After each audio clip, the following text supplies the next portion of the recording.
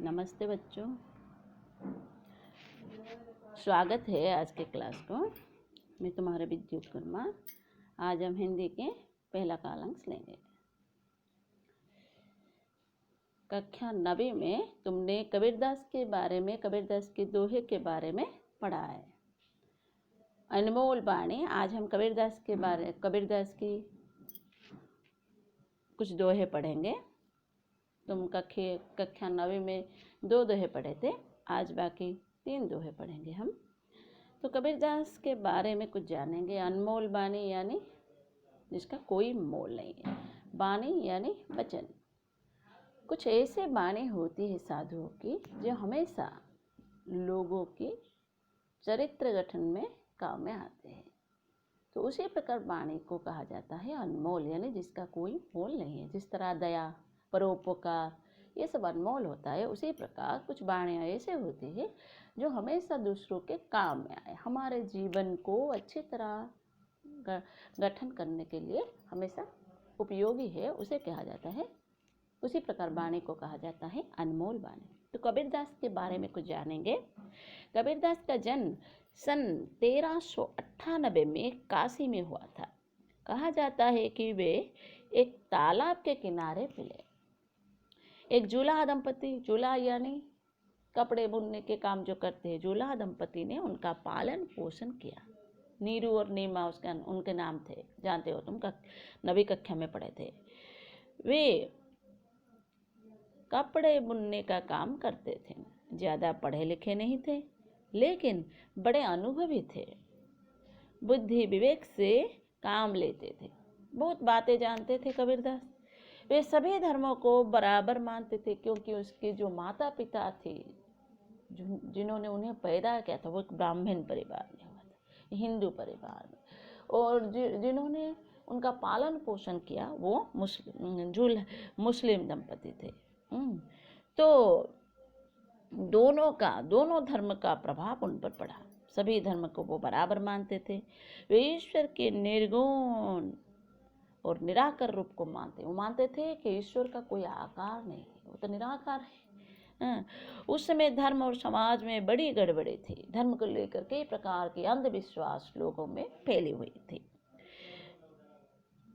कबीर ने अपनी वाणी से उसे दूर करने का प्रयास किया। लोगों, समाज में जो अंधविश्वास, कुसंस्कार फैला हुआ था, उसे वो अपनी वाणी से दूर करने का प्रयास किया। लोगों में जाति पाति, ऊंच नीच का भेदभाव था। उन दिनों समाज में लोग जाति को लेकर बड़ा समस्या था, और ऊंच नीच को लेकर भी बड़े अंधविश्वास था। कबीर जाति भेद, मूर्ति पूजा, क्योंकि वो तो मानते थे कि भगवान जो है वो चारों ओर होते, उनका तो कोई रूप नहीं है, तो निराकार है, तो किस तरह मूर्ति में समाते। तो मूर्ति पूजा आदि बाहरी काम छोड़ सच्चे दिल से भगवान की भक्ति करने को कहते थे। मूर्ति पूजा को छोड़कर, बाहरी दिखावा को छोड़कर, जप तप करना, तीर्थ जाना, इसे छोड़कर आंतरिक से भक्ति करने को कहते थे। वे सदाचार, सच्चाई, भाईचारे, धार्मिक सहिष्णुता का प्रचार करते थे।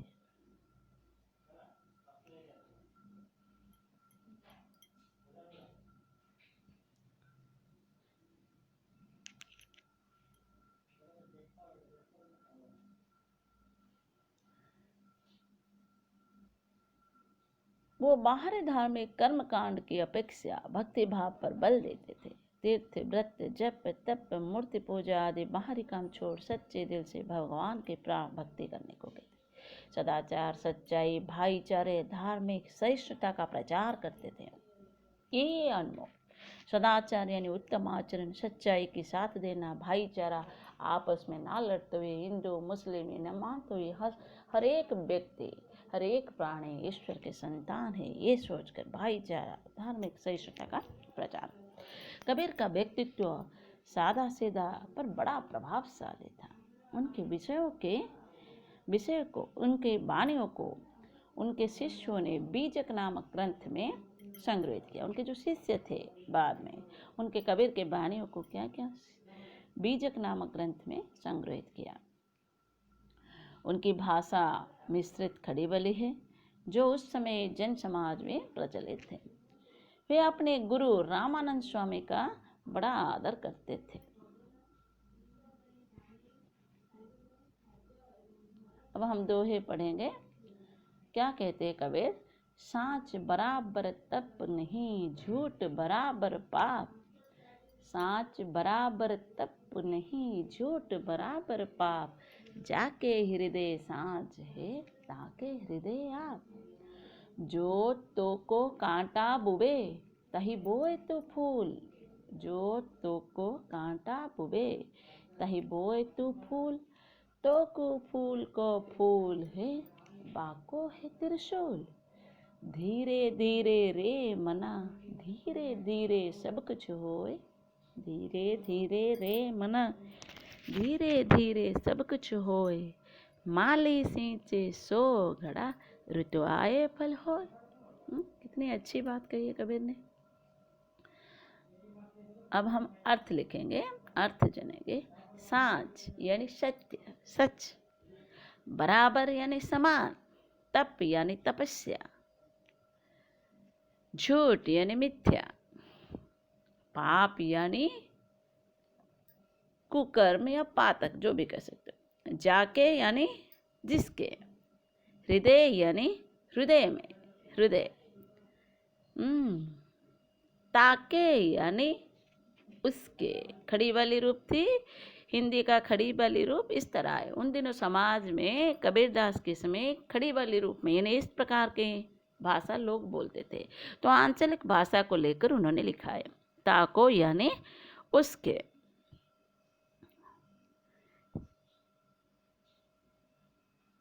आप यहाँ पर भगवान ईश्वर।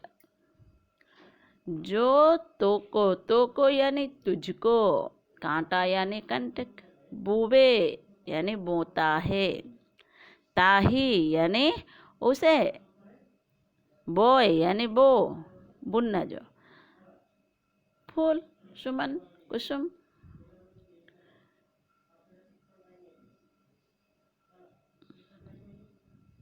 लिखा। उसके बाद तो को फूल को बाको है, तो बाको यानी उसको। तो को यानी तुझको। त्रिशूल, त्रिशूल यानी त्रिशूल, त्रिगुण जो कहते। धीरे धीरे रे मना, मना यानी मन। होए यानी होता है, होता। माली बाग के रखवाला, जो पेड़ पौधों की रखवाला होता है। सिंचे यानी सिंचन करना, जो पानी देना। सो यानी 100।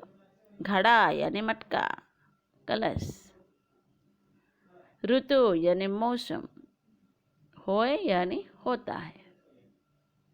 हो गया अर्थ। अब विचार बिंदु देखेंगे, हम समझेंगे क्या कहते हैं कबीर समाज को। साँच बराबर तप नहीं, झूठ बराबर पाप।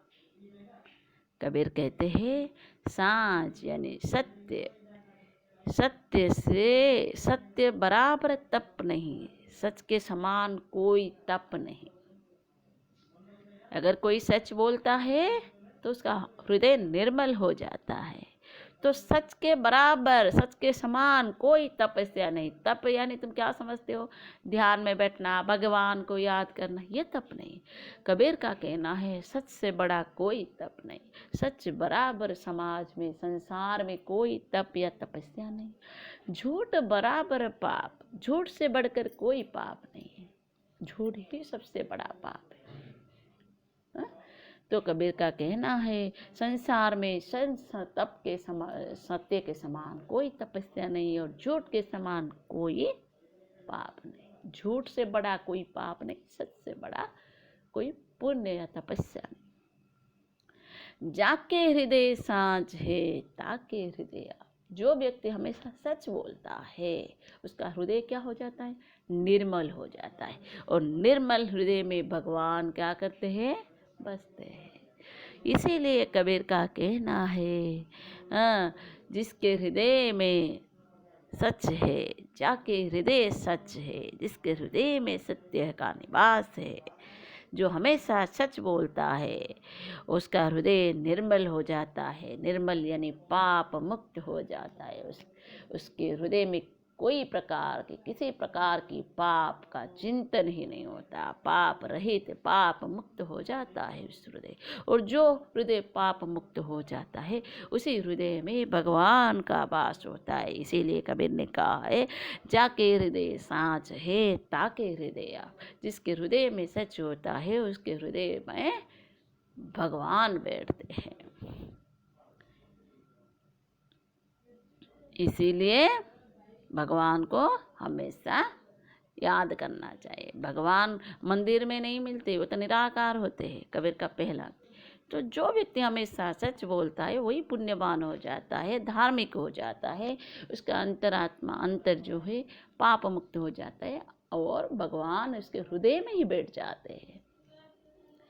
उस दूसरा पंक्ति देखो, जो तो को कांटा बुए तही बोए तो फूल, तो को फूल है, बाको है त्रिशूल।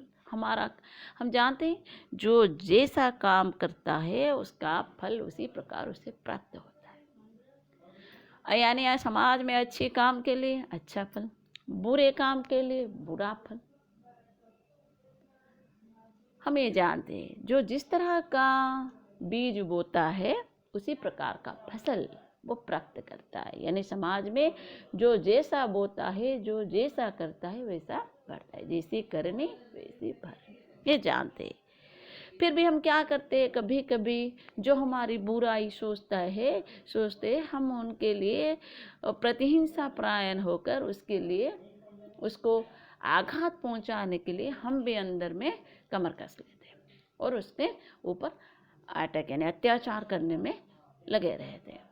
तो कबीर दास का कहना है, उसके लिए बुरा सोचते हैं तो हमारा मन भी बुराई से भरा हो जाता है। और हमारे मन में अगर बुराई का प्रवेश हो गया तो भगवान तो नहीं रहेंगे। इसीलिए जो जैसा का, अगर कोई तुम्हारे बारे में बुरा सोचता है या तुम्हारे बुराई करता है तो उसे करने दीजिए। जो तुम्हारा बुरा करता है उसकी भलाई करो, क्योंकि उसके बुरे कर्म के लिए उसे बुरा फल मिलेगा। और तुम्हारे अच्छाई के लिए तुम्हें क्या फल मिलेगा? अच्छा फल मिलेगा। क्योंकि जैसा जो करता है ऐसा तो पाता है। तुम अगर बुरा करोगे तो बुरा ही पाओगे। वो तुम्हारे बुराई करता है, तुम्हारे बारे में बुरा सोचता है, तो उसके लिए उसे बुरा फल मिलेगा। अगर तुम उसके लिए बुरा सोचोगी तो तुम भी बुरा ही कर दोगे।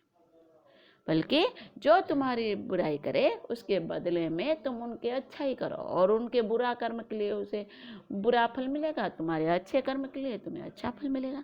तो क्या कहते दूसरी पंक्ति में, जो तो को कांटा बोवे ताहे बोए तो फूल। यानी जो तुम्हारे बुरा सोचता है, तुम्हारे रास्ते पर कांटा बोता है, तुम्हें क्या करना है? उसके रास्ते पर फूल बिछाना।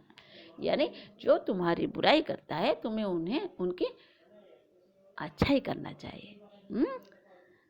क्योंकि तो को फूल है। तुम क्योंकि अच्छा ही कर रहे हो, तो इसीलिए क्योंकि तुमने उसके रास्ते पर फूल बिछाए हो, यानी तुम उनके अच्छा ही सोचते हो, उसके नतीजे में तुम्हें अच्छा फल ही मिलेगा। तो को फूल है, तुझे फूल के बदले फूल मिलेगा। और बाको है त्रिशूल, क्योंकि उन्होंने तुम्हारे रास्ते में कांटा बिछाया है, इसीलिए उसे कांटे के बदले कांटा ही मिलेगा। तुम्हारे बुराई, उसके बुराई के लिए उसे बुरा फल मिलेगा, तुम्हारे अच्छाई के लिए तुम्हें अच्छा मिलेगा। इसीलिए जो भी तुम्हारे लिए बुरा सोचता है, बुराई करता है, तुम उसके बदले उसके अच्छाई करो। उसके बाद उसके बुराई के लिए उसे बुरा फल मिलेगा, तुम्हारे अच्छाई के लिए अच्छा फल मिलेगा। तीसरी पंक्ति देखो क्या कहते हैं, बड़ा इम्पोर्टेंट है, हर वक्त एग्जाम में आता है, नोट कर लेना। धीरे धीरे रे मना, धीरे धीरे सब कुछ होए, माली सींचे सो घड़ा, ऋतु आए फल होए। सबसे बड़ी बात है, समाज में व्यक्ति को क्या करना चाहिए? धीरज यानी धैर्य रखना चाहिए। कभी भी निराश ना होनी चाहिए। अपनी धैर्य शक्ति पर आत्मविश्वास रखना चाहिए, क्योंकि संसार में सब कुछ होता है, लेकिन धीरे धीरे। कभी कहते हैं मन को, कभी हम क्या करते हैं, कभी कभी शीघ्रता में यानी पाने के चक्कर में व्याकुलित हो जाते हैं और शीघ्रता को अपनाते हैं। और तरवर में जो काम होता है, तरवर में जल्दबाजी में जो काम होता है वो तो बुराई होता है। इसीलिए जल्दबाज में कोई काम ना करके समय का अपेक्षा करना चाहिए। जिस प्रकार देखो, धीरे धीरे रे मना, धीरे धीरे सब कुछ हुए। कबीर कहते हैं, रे मन धीरे धीरे सब कुछ होता है।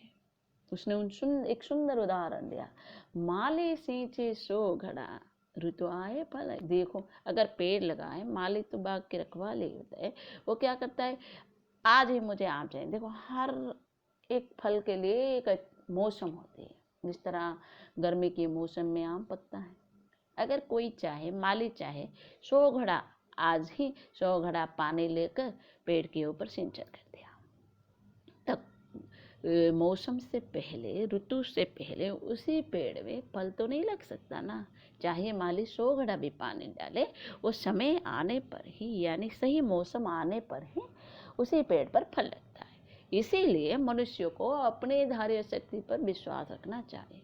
जिस प्रकार सभी काम समय पर होता है, उसी प्रकार मनुष्य की हर काम पूरी होगा, लेकिन धीरे धीरे समय के आने पर। इसीलिए निराश ना होकर अपने धैर्य शक्ति को ना खोते हुए समय की अपेक्षा करना चाहिए।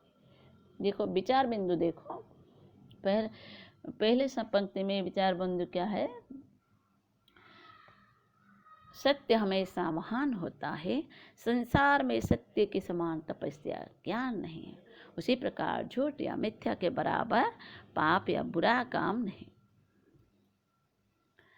कारण बुरा काम करना पाप है। जिसके हृदय में सत्य का निवास है, अर्थात जो हमेशा सच बोलता है, उसका हृदय निर्मल हो जाता है, पाप मुक्त हो जाता है। उसके निर्मल हृदय में भगवान विराजमान करते हैं, अर्थात सत्यवादी को भगवान के दर्शन मिलते हैं। वे महान होते हैं, तत्वदर्शी होते हैं और सदाचारी होते हैं।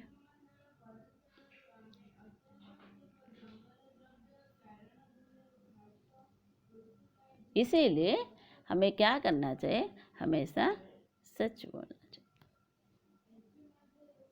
समाज, क्योंकि समाज सत्यवादी का आदर करता है, और जो पापी होते हैं, मिथ्यावादी होते हैं, समाज उसको घृणा करते हैं। इसीलिए हमेशा सच बोलना। दूसरी पंक्ति का देखो विचार बिंदु, यह सत्य है, प्रमाणित है कि अच्छे काम करने वालों को अच्छा फल मिलता है और बुरे काम करने वालों को बुरा फल मिलता है।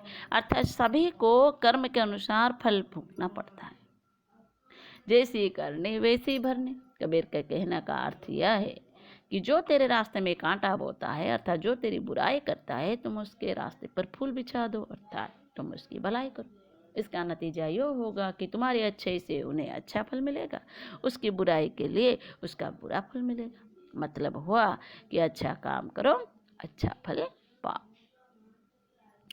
तीसरी पंक्ति में कबीर ने क्या कहा है,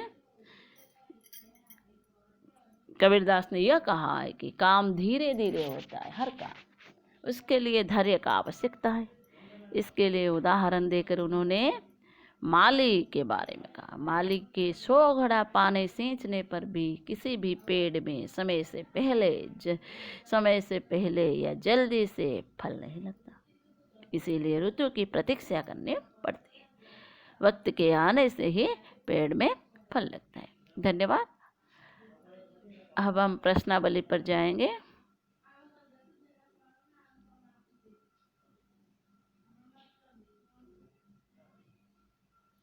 अगर किसी को कोई डाउट है तो मुझे कॉल कर लेना। प्रश्नावली पढ़ो, विचार बिंदु को पढ़ो, समझो, उत्तर लिखने की कोशिश करो। अगर कहाँ पर कुछ डाउट रह गया तो फ़ोन करना। आज के लिए तुम्हारे गृह कार्य है प्रश्नावली के हर प्रश्न के उत्तर लिखना, भाषा ज्ञान के भी। याद रहा? धन्यवाद। आज के लिए इतना ही। नमस्ते।